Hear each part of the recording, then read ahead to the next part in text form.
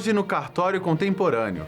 Na aula magna de hoje, o Dr. Israel Marcos falará sobre holding familiar, inventário e divórcio extrajudicial. Tudo isso e muito mais hoje no Cartório Contemporâneo.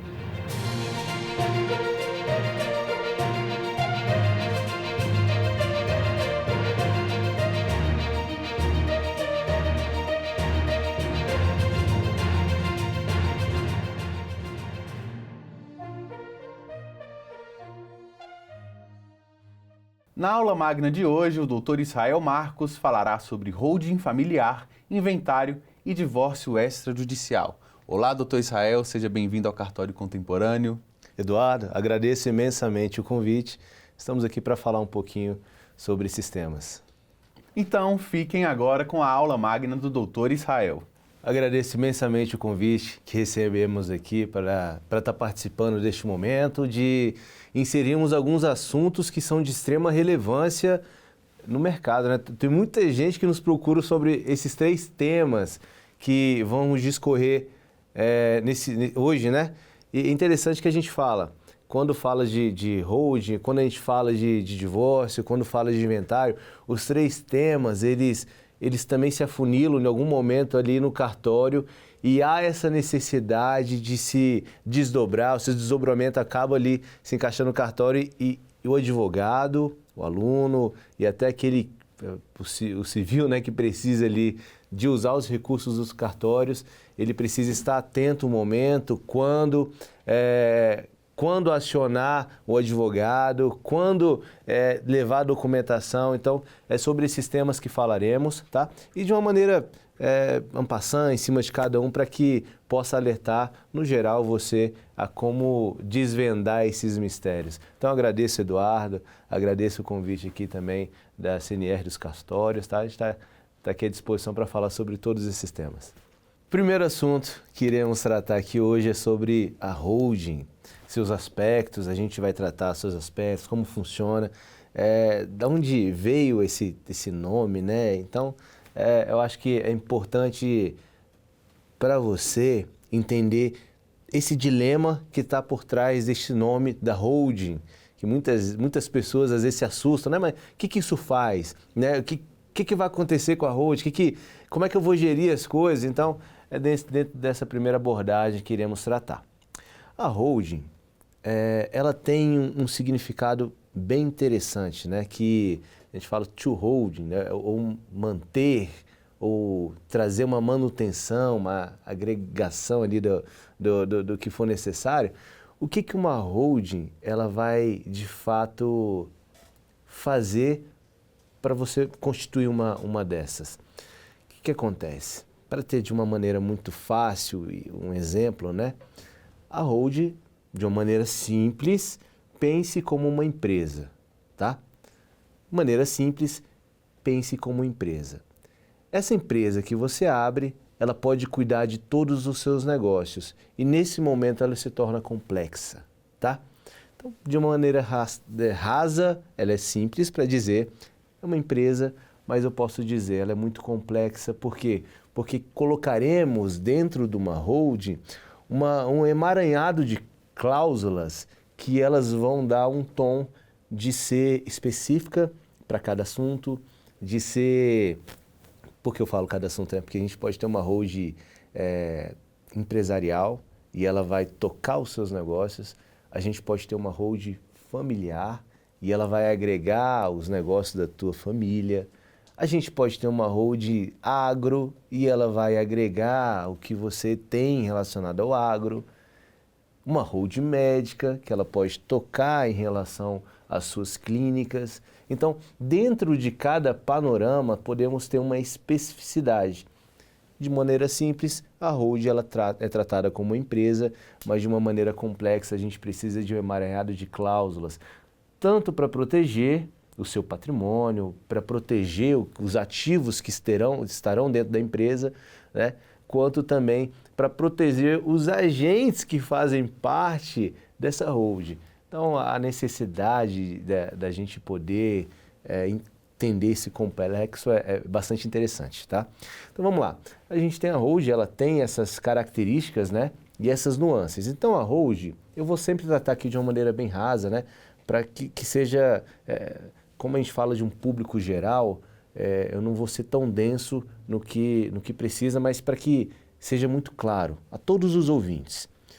Quando falamos de holding, ela tem essa possibilidade empresarial e ela tem uma possibilidade dela se coligar, ou seja, dela se juntar, dela estar próxima a outra empresa. Então eu posso ter uma holding que ela é sócia, ou seja, eu posso ter uma empresa que ela é sócia de outra empresa? Claro que eu posso. A gente pode sim. Eu posso ter uma holding que ela faz parte de um outro conglomerado? Posso. Tanto ela pode ser controladora, quanto ela pode ser controlada.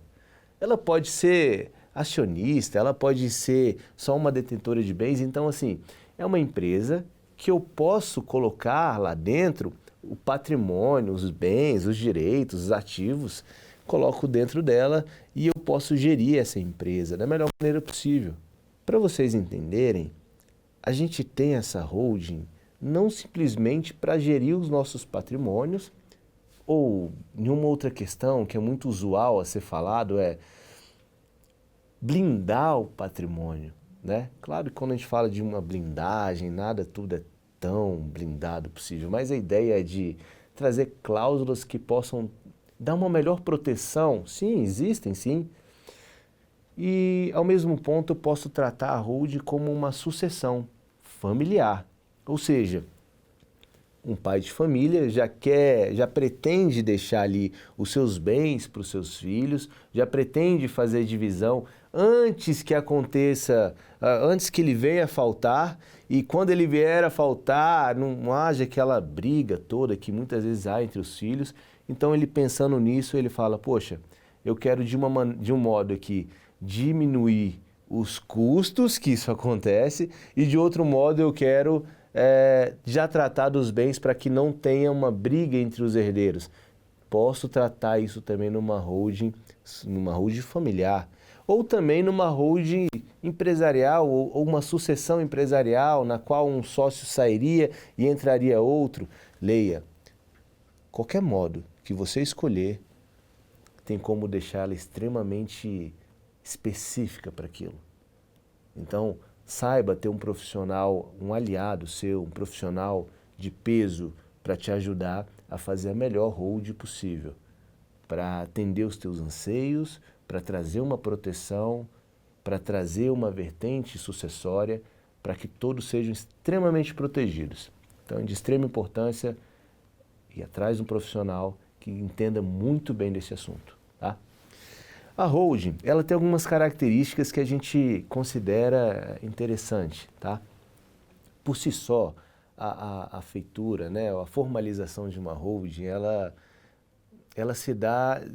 pode se dar de uma forma societária unipessoal, tá? Um único sócio. A gente tem hoje a figura, a gente tinha, lembra do Eireli? Então, a gente tinha essa figura. Hoje a gente tirou ela, não existe mais o Eireli, mas existe a Sociedade Unipessoal Limitada, ou Sociedade Limitada Unipessoal, SLU. Ele pode ser sozinho e abrir uma holding? Pode sim. Você quer abrir uma holding sozinho, teu nome? É possível. Não, eu quero abrir uma holding e quero já colocar os meus familiares.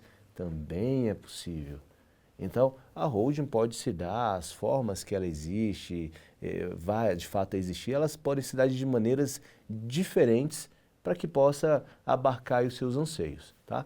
Então, cria-se uma holding. Essa holding, claro, você vai ter também um apoio, né? um braço também do contador.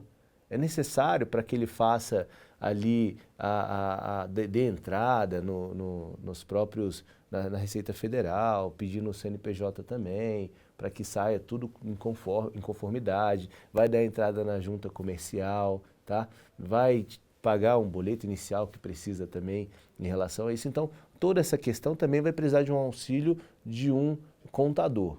Você vai ter o advogado, que ele vai descrever as cláusulas, e você vai ter um contador do lado também para ajudar para fazer fazer nascer, né, o nascedouro dessa holding, tá?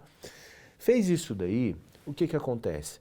Tá, mas Israel, me explica, o que que a holding impacta nos cartórios? Porque até então, se a gente tem uma empresa e eu posso ter um emaranhado complexo, estou reprisando, rememorando, né? Eu tenho um emaranhado complexo que eu coloco dos bens, direitos, ativos aqui, e eu vou ter um contador que pode abrir e tal. Que horas que eu vou lá no cartório? Olha que interessante. Quando fazemos, ou quando se existe, né, a realização dessa holding, pode existir momentos que eu vou precisar do cartório para quê?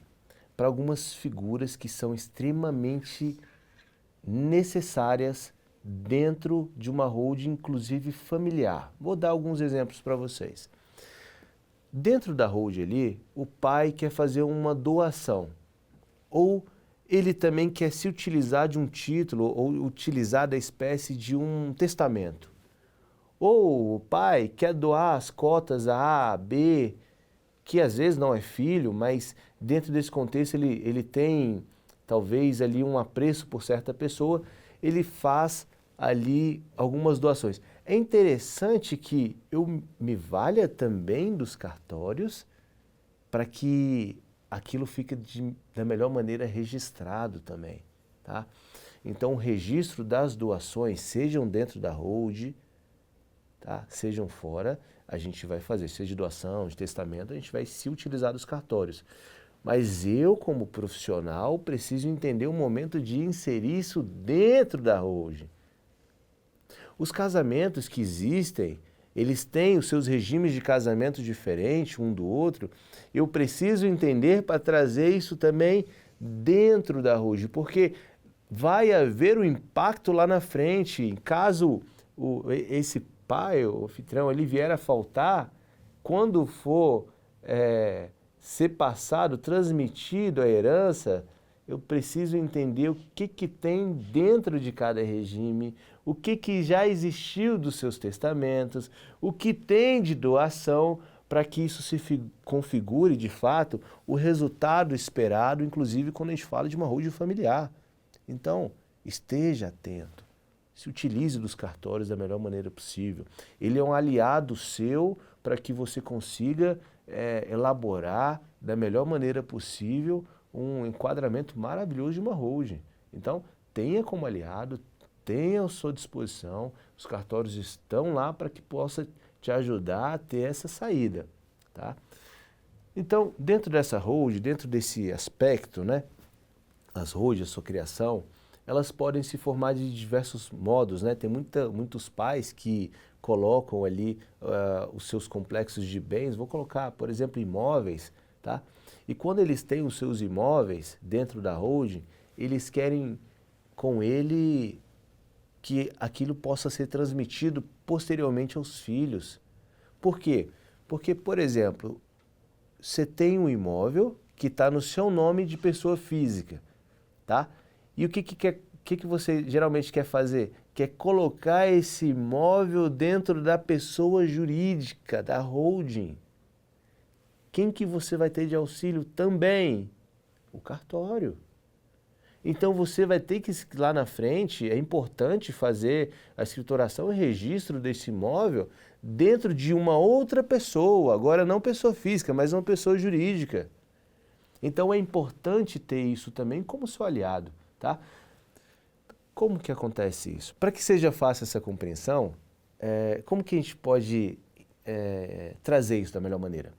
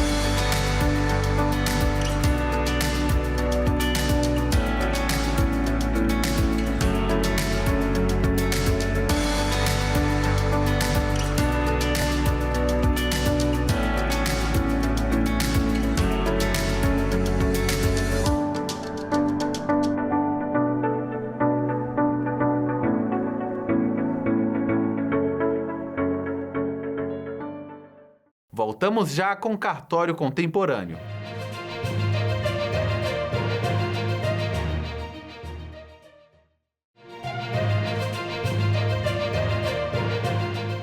Estamos de volta com Cartório Contemporâneo.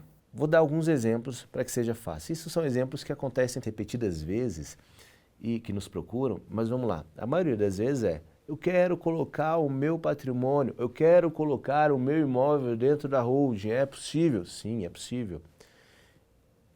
E eu vou falar aqui um pulo do gato.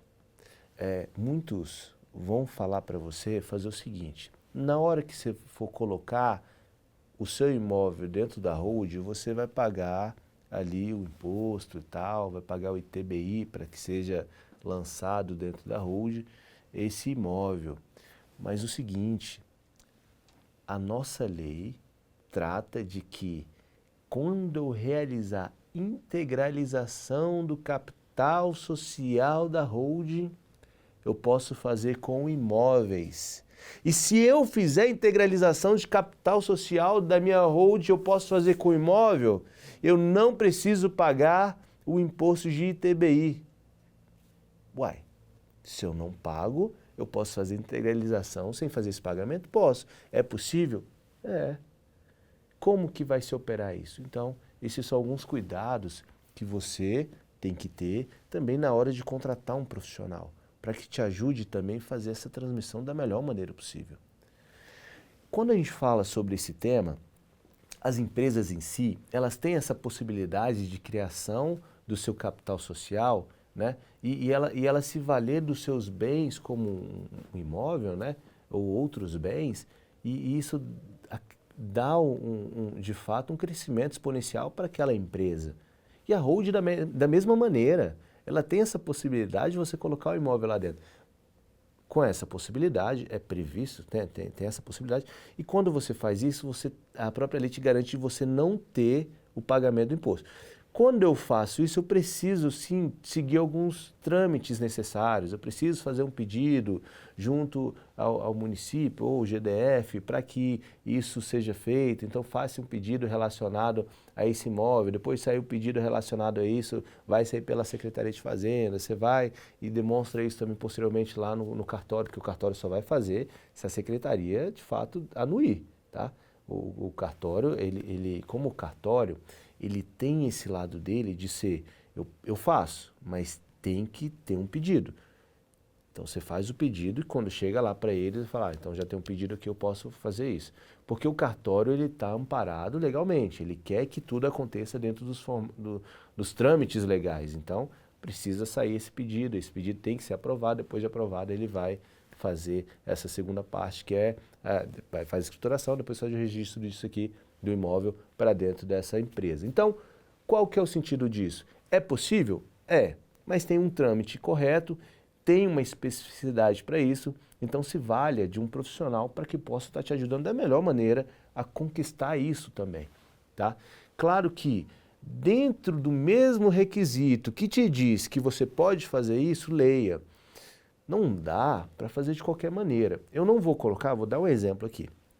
Eu não vou colocar vou colocar 5 imóveis lá dentro, coloco 5 imóveis e durante o período, 2, 3 anos que eu estou trabalhando com esses imóveis dentro da holding, eu estou tirando o valor de aluguel, ou seja, a minha ciência era que fazer com que esses imóveis, ele me desse um lucro, né, em cima dos aluguéis que tem ali dentro. Então eu começo a explorar essa atividade imobiliária e leia, mais de 50% do meu faturamento da empresa vem dos aluguéis. O que vai acontecer?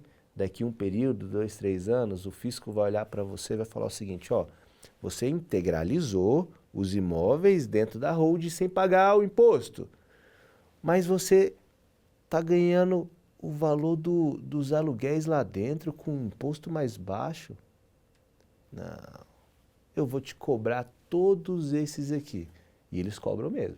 Então, muito cuidado com isso. Você não pode usar, como diz a lei, mais de 50% do seu faturamento, né, não pode ser proveniente dos aluguéis dos imóveis, senão vai ter uma característica imobiliária e o fisco pode posteriormente te cobrar em relação a esses valores, tá? Então leia para que você fique atento a isso. Então o imposto pode não ter sido cobrado naquele momento que você fez, mas posteriormente pode haver essa cobrança porque mais da metade do seu faturamento estava vindo de aluguéis, tá?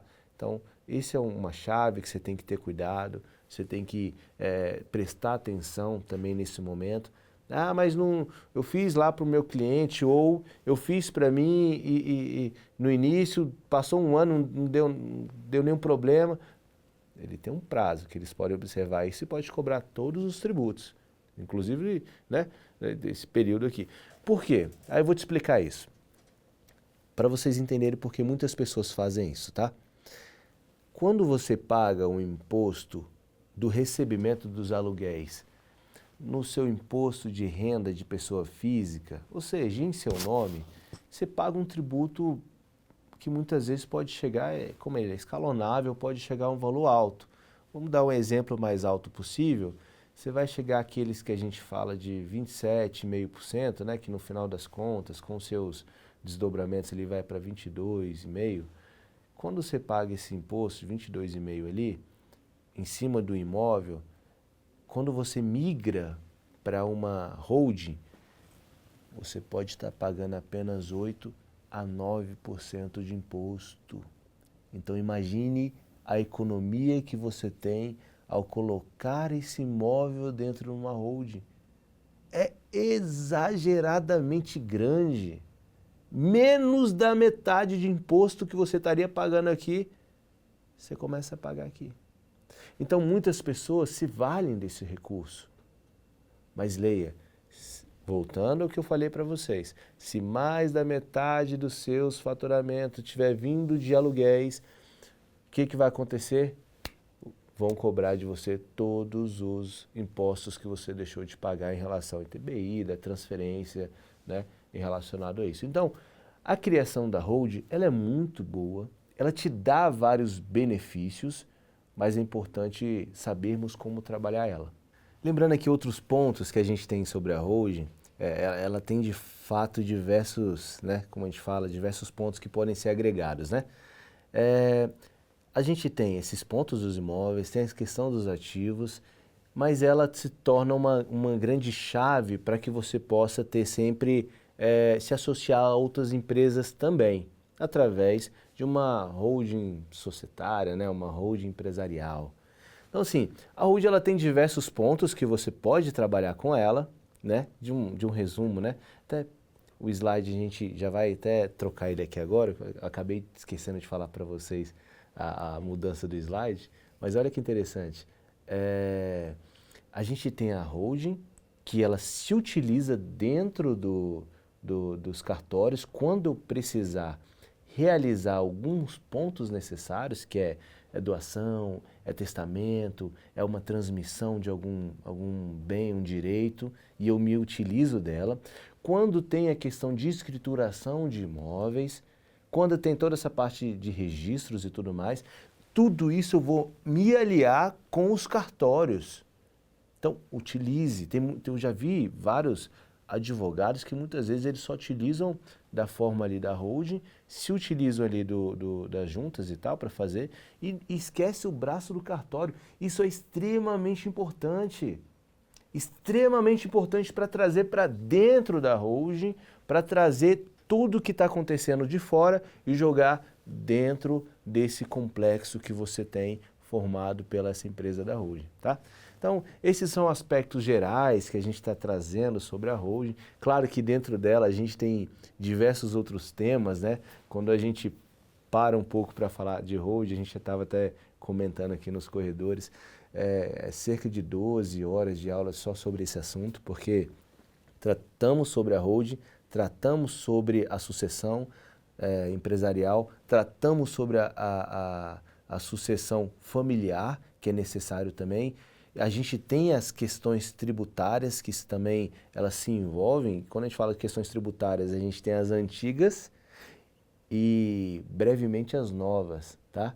Então, por exemplo, com a chegada do IBS, que ele vai trocar, por exemplo, pelo ICMS, então, como ele vai ser gradativo, então tem um tempo que ele vai, de fato, começar a valer, vai haver a transição, então, por enquanto a gente pode falar assim, simplesmente de alguns aspectos do ICMS dentro do bojo das compras de alguns bens para colocar dentro da holding, entendeu? Todos esses aspectos são trazidos de uma forma muito depurada, depois a gente pode até marcar também para falar sobre isso. Mas hoje era o pouco que a gente ia falar sobre holding, esse tema. Espero que vocês tenham gostado desse tema e logo mais trataremos também sobre os outros aspectos relacionados ao inventário extrajudicial. Voltamos já com cartório contemporâneo.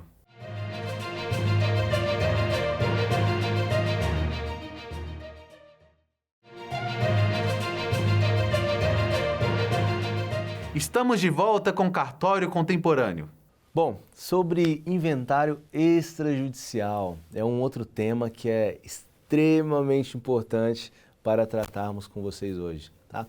Vamos trazer também de algumas linhas gerais para que a nossa noção também sobre inventário ela tenha o nosso escopo também dentro dos cartórios, né? Que lembre-se, diversos atos que realizamos na nossa vida é necessário a gente se valer das mãos dos cartórios para que isso dê uma maior eficácia, tá? E quando falamos sobre isso, olha só,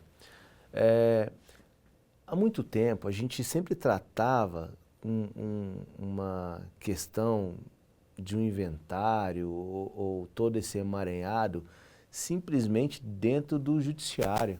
Então, lá dentro do judiciário, de um processo que corria com às vezes até de forma amorosa, e leia, não simplesmente por conta dos juízes ou das varas ali que abarcavam isso, mas por conta também dos herdeiros.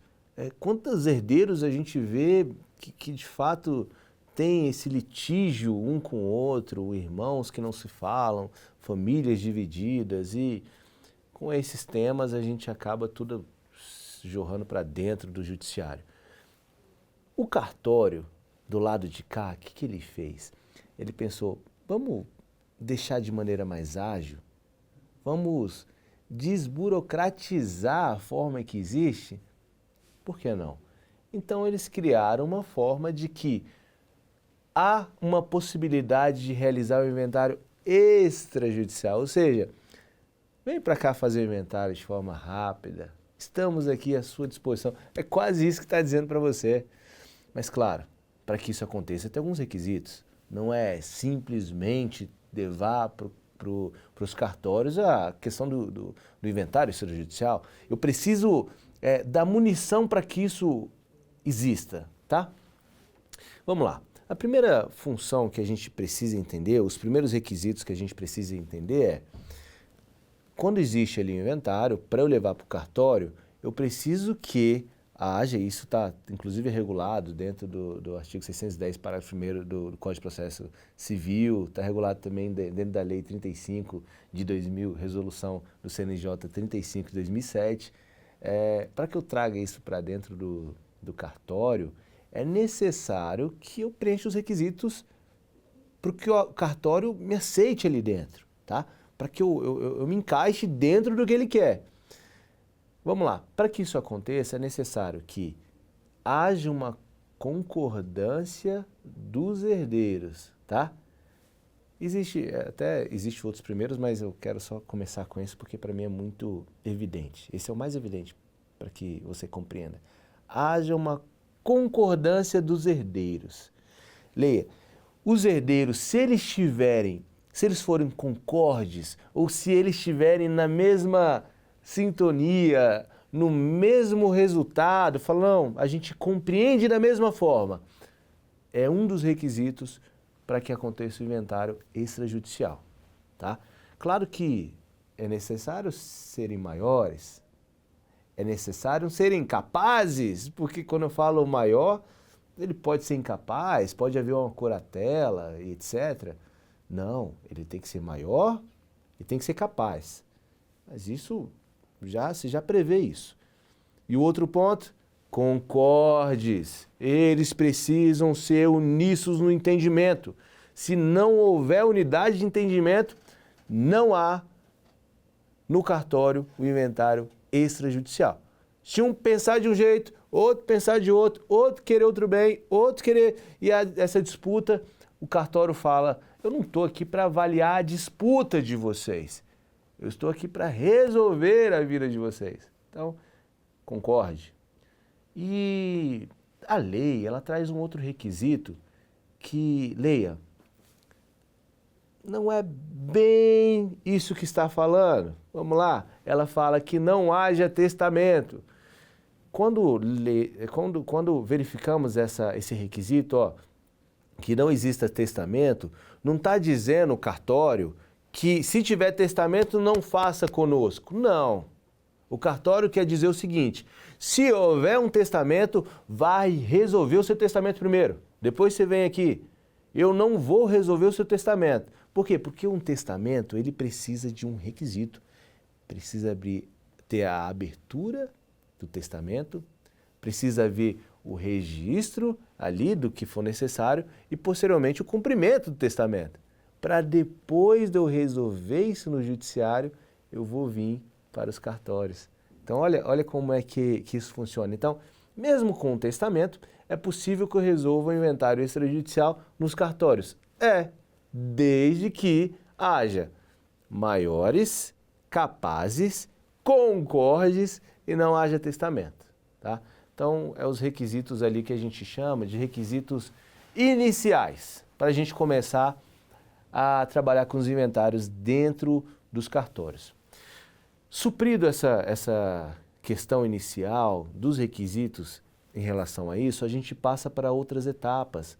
Então, dentro do inventário extrajudicial, que ele vai ser feito dentro de um cartório, é necessário ali. Olha como é diferente, né? Mesmo que haja a concordância de todos, que eles não são obrigados a levar um cartório, né? Eles podem fazer isso de uma maneira judicial, mesmo que haja concordância de todos e etc., todo mundo está de acordo, maiores, capazes, não tenha testamento, ou etc., eles desejam fazer judicialmente, o lapso temporal é extremamente maior no judiciário, justamente pela quantidade de processos que existe. Quando a gente fala isso de cartório, às vezes a gente está falando de uma resolução de 1 mês. Olha a diferença. Como? Então, basicamente, contrata-se, você vai atrás de um advogado que precisa de um advogado para realizar o inventário extrajudicial, porque ele vai analisar as questões formais ali, né, dos que estão envolvidos, tá? Faz isso que é necessário. Depois de realizar, vou chamar o advogado, você levanta os bens que estão sendo ali, são parte do espólio, né? Então, os bens, o patriarca ele morreu e deixou os bens, é que eles se tornam espólio e esses bens, eles vão ser colocados ali dentro do inventário extrajudicial. Então, você vai chamar o advogado para que também possa te ajudar com isso também, para ele conseguir colocar da melhor maneira possível. E leia.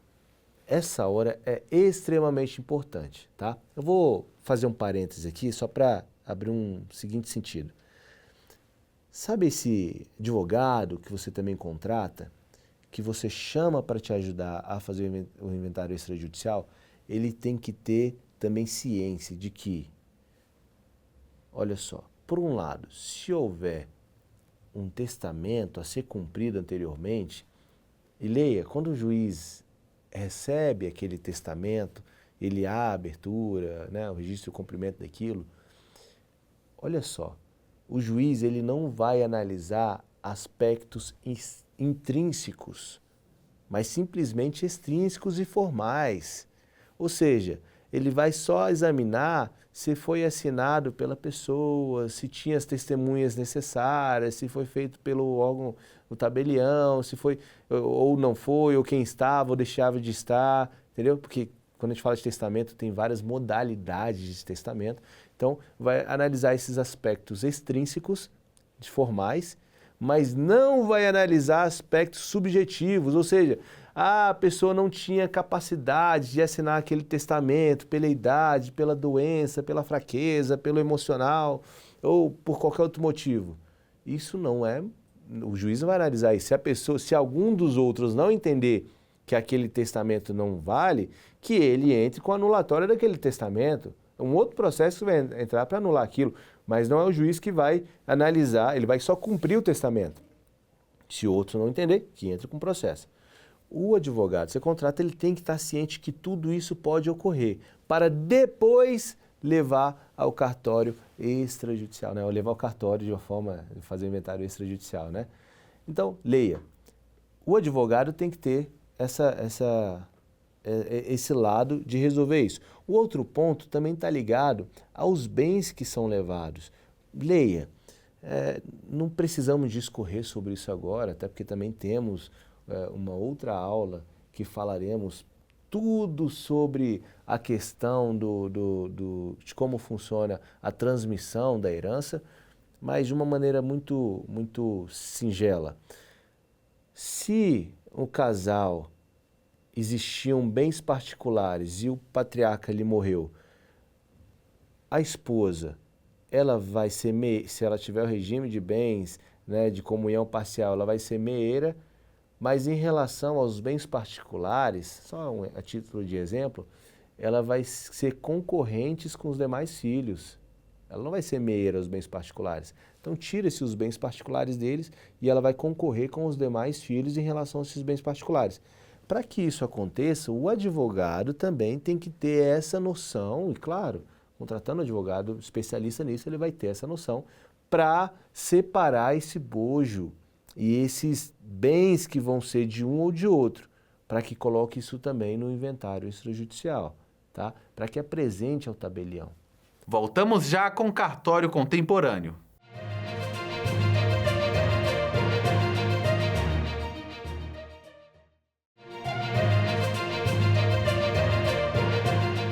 Estamos de volta com o cartório contemporâneo. E agora eu vou contar o terceiro ponto, que é extremamente sério. Olha só, muitos advogados que, ao realizarem o inventário extrajudicial, eles pegam aquele valor inteiro que deu, e dele paga o ITCMD, tá? O Imposto de Transmissão, Causa, Mortes ou Doação. Ele, paga ITCMD sobre o valor dos bens todos. Só que o seguinte, há um erro crasso nisso daí. O que o advogado tem que fazer? Ele vai pegar os bens que existem, todos, vai pagar as dívidas que existem todas, faz o pagamento de todas as dívidas, para depois sobrar somente aqueles bens que podem ser partilhados. E somente aqueles bens partilhados ele paga o imposto em cima deles. Ele não vai pagar sobre o total. E tem vários que a gente vê que às vezes acabam escorregando nisso. Então, muito cuidado quando você for fazer tanto do seu cliente ou se for fazer da tua família, uma situação dessa, leia. Vai fazer o pagamento do ITCMD? Faça primeiro o pagamento de todas as dívidas para depois sobrar o montante que é partilhável e aquilo você paga o ITCMD. Claro, o valor às vezes muda bastante, muda muito em alguns casos. Então, faça ali essa noção inicial, você já tem sobre a questão do inventário, você já tem o início dele. Você vai fazer o esboço, o advogado faz o esboço daquele inventário extrajudicial e já lança ao tabelião, tá? Então é interessante, aquele advogado pega todos os documentos necessários das partes, então precisa pegar, por exemplo, certidão de óbito, onde aconteceu, o que aconteceu no caso, vai pegar os documentos de todos os filhos, vai pegar quem assina também, por exemplo, está presente ali dentro dos documentos, as esposas ou os esposos dos filhos ali também, os cônjuges, né? Eles também assinam ali em relação a isso. Então, pega a certidão de casamento de todos eles, a documentação, leva isso para o cartório, tá? Os documentos de fato originais ou eles autenticados, e leva também no cartório. Lembrando, muitas vezes é interessante o advogado escolher um cartório que seja muitas vezes mais diligente. É interessante que tem alguns cartórios que ele tem um pouco dessa diligência mais acentuada, né, essa rapidez. E por que a gente diz isso? Porque quando a gente fala de inventário extrajudicial, não é necessário você fazer simplesmente onde está o imóvel. Até porque a gente está falando de 2, 3, 4 imóveis em lugares diferentes. Então eu posso escolher um cartório ali, que eu tenho um pouco mais de proximidade, um pouco mais de abertura para que corra facilidade, levo tudo aquilo e ele consegue já me trazer uma resposta rápida para terminar aquilo. Então, dentro desse cronograma é importante o advogado verificar se de fato ali está sendo, da onde ele está sendo feito esse pagamento, né? E da onde está tirando isso. Esse é o primeiro ponto do advogado. Então ele leva ali posteriormente a escritura, ela é uma pré-editada, né, para o tabelião, e ele vai analisar se aquilo está de fato correspondente ou não, junta toda a documentação necessária, junta a documentação de todos os herdeiros, junta a documentação dos cônjuges dos herdeiros, da meeira ou do meeiro, né, toda a documentação, mostra o regime de casamento de todos eles, então tudo isso é importante para se verificar. Tem ali dentro dos requisitos os documentos necessários, dentro do artigo 21 e 22 da Resolução 35 de 2007, né? Tem ali os requisitos necessários, coloca, encaixa dentro dos requisitos e prossiga-se também posteriormente com os pagamentos do que for necessário. Leia. O inventariante, que ele vai ter que abrir, né? Um dos filhos vai ser inventariante daquilo. Então, o inventariante, ele tem poderes para resolver um negócio que estava pendente do patriarca, por exemplo. Vou contar aqui que ele veio a falecer, veio a faltar. Ele tem poderes para resolver? Tem. O inventariante tem esse poder, sim. Então, ele pode, inclusive, pagar dívidas. Ele pode pagar imposto que está atrasado, pode pagar um negócio que estava pendente, um negócio com outra pessoa que estava pendente, ele pode fazer isso dentro do inventário extrajudicial. Agora eu vou fazer uma pergunta difícil. Um filho que ele era considerado sócio-afetivo, aquele filho que ele tinha uma situação de não estar registrado, não ter adoção efetiva, não é filho legítimo dele, mas aquele filho que morava com ele desde os 2 anos de idade até uns 30 anos de idade, que todos sabem que ele é filho, ele pode fazer inventário extrajudicial ou eu preciso levar para o judiciário para reconhecer como filho, para depois levar ao cartório? Pode fazer no cartório, diretamente. O que eu preciso ter? Vamos dar uma pausa aqui, vamos voltar lá no início. Todos são concordes? São. Todos estão concordando que aquele filho, de fato, apesar de não estar registrado, não ser um filho que tenha, com a certidão de nascimento dele, não está ligado aos pais, mas todos concordam que ele sempre foi filho do patriarca ali? Todos concordam. Então, é aceito no cartório. Outro exemplo. Aconteceu, um patriarca ali, ele morava com uma pessoa, já estava com ela há muitos anos, vou colocar há 30 anos, morando com uma mulher já, e durante esse período, ou outra pessoa, seu cônjuge, né, e estava há 30 anos morando. Aí o que acontece? Os filhos chegam lá no cartório e falam, ó, todos nós reconhecemos que ela ou ele era de fato cônjuge do falecido. Todos nós reconhecemos isso. Eu vou precisar ir lá no judiciário abrir um reconhecimento pós-morte? Não precisa. Não precisa. Se por acaso todos reconhecerem aqui, também conseguimos fazer isso no cartório. Olha como é que o cartório está desburocratizando a nossa vida. Olha como é que isso facilita. A gente tira anos que podem ser desperdiçados nos tribunais pela morosidade, não só do judiciário, mas de todo o complexo que ali se envolve, para tratarmos isso de uma maneira tão célere nos cartórios. Então, utilize o cartório ao teu favor. Tenha ele como um braço para tentar resolver essas questões. O cartório está lá. Eu levo outra questão para ele. Então, a gente tem essa questão de filho tem essa questão de esposa, tem questão de bens, um bem que não estava ainda concluído, mas que ele estava pendente, mas pode ser concluído. Então, todos são aspectos que podem acontecer dentro do inventário extrajudicial, que pode ser formalizado, que pode ser de fato ali, conseguir consagrar-se ali e dar ali o que é necessário para terminar o inventário de fato e conseguir o que você quer, o que seu cliente quer, né? Lavratura do inventário e posteriormente a verbação na certidão de casamento do cônjuge ali sobrevivente. Então, e dos imóveis. Então, eu posso ter isso a meu favor. Leia.